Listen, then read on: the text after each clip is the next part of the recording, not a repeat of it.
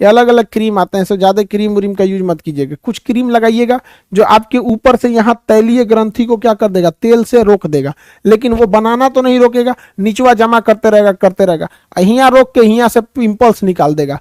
ऐसे देखिएगा, ढेर क्रीम लगाएंगे ना आपका चेहरा कटहल की तरह हो जाएगा, ऐसे ऐसे ऐसे फचका फचका टाइप का कटहल की तरह हो जाएगा, भयानक दिक्कत होगा फिर आपको।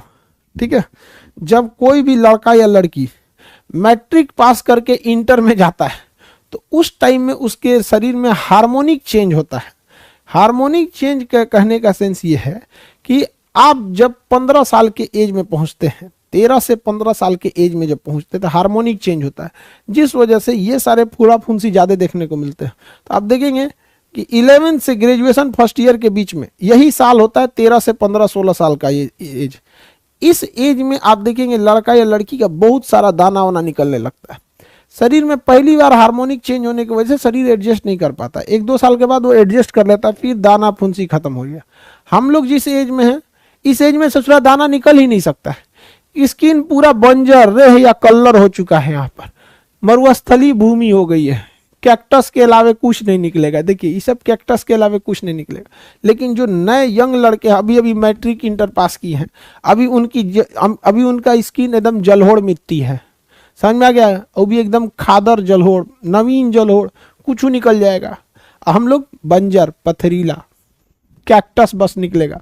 तो वो हार्मोनिक चेंज भी होता है, समझ में आ गई नहीं, हार्मोनिक चेंज। किसी को कोई दिक्कत नहीं है, समझ में आ गया आप सब लोगों को हार्मोनिक चेंज क्या होता है। ये सीबम जो होता है ना, हमारे बाल में भी निकलता है। हमारे शरीर का जो खोपड़ी होता है ना, इससे भी सीबम निकलना बहुत जरूरी होता है, इससे सीबम निकलना जरूरी होता है। और वह सीबम हमारे बालों को थोड़ा सा मुलायम रखता है। बालों को क्या रखता है, मुलायम रखता है। किसी किसी के खोपड़ी में तैलीय ग्रंथि कम पाया जाएगा। अब जब खोपड़िए में तैलीय ग्रंथि कम पाया जाएगा तो सीबम की मात्रा कम निकलेगी, उसका बाल एकदम ड्राई रहता है। My here is very dry करता है। किसी किसी में सीबम अच्छा खासा निकलता है, उसके हेयर में कोई समस्या नहीं आती है, उसका हेयर ड्राई वगैरह नहीं होता है। तो सीबम का आना बहुत जरूरी है। आपके शरीर में ठंडी के दिन में सीबम कम बनता है, सीबम क्या बनता है, कम बनता है, समझ में आ गया। तो मरे हुए स्किन को वैसे ही सूखा सूखा मरा हुआ स्किन ऊपर पड़ जाता है, सीबम रहेगा तो उसको चपचपा करके मैल बना देगा। तो ठंडी के दिन में सीबम कम बनता है।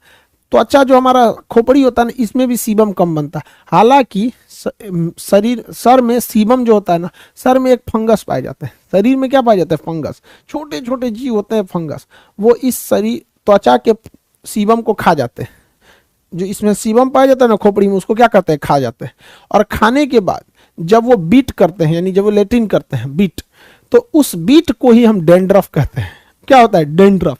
तो देखते होंगे डेंड्रफ बहुत ज्यादा हो गया, इसका मतलब डेंड्रफ नहीं है, वो डेंड्रफ वेस्ट पदार्थ है, बीट है किसका, फंगस का। इसका मतलब डेंड्रफ है तो आपके शरीर में फंगस ज्यादा है, अब फंगस खा रहा है ज्यादा, इसीलिए डेंड्रफ ज्यादा वेस्टेज में निकाल रहा।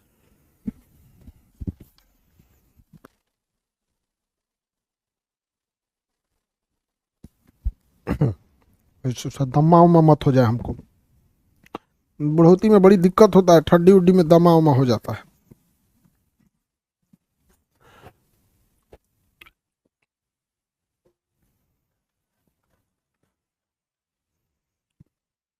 आगे बढ़े।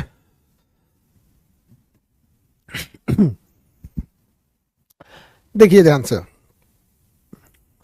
तो हमारे शरीर में जो सीबम बनता है उसे फंगस खाता है, उस फंगस का जो बीट होता है वो क्या कहलाता है, डेंड्रफ कहलाता है।